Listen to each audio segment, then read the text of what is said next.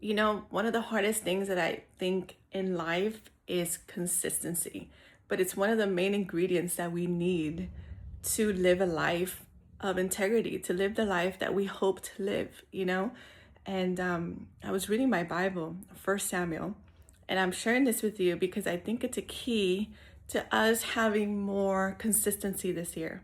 In chapter 3, God calls Samuel, right? We know the story.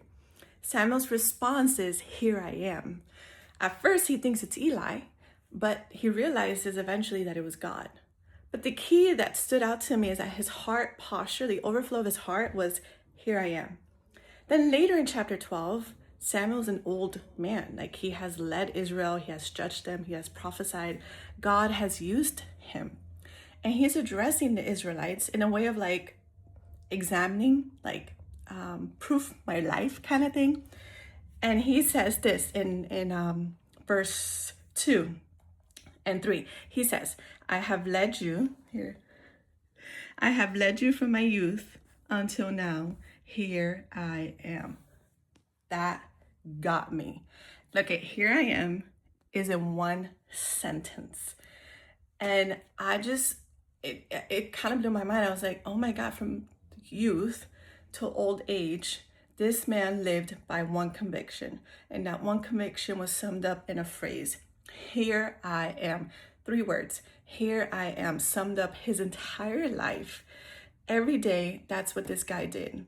Now, the difference is in the beginning of his call, the "here I am" is more of "here I am," like I'm available, I'm listening.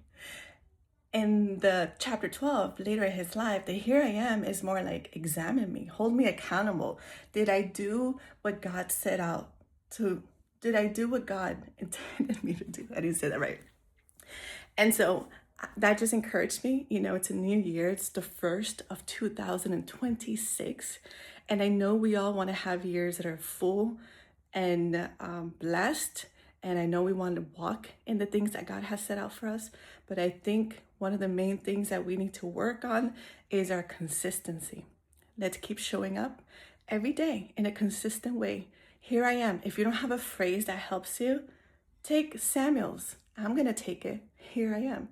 And then at the end of the year, let's evaluate, how was it?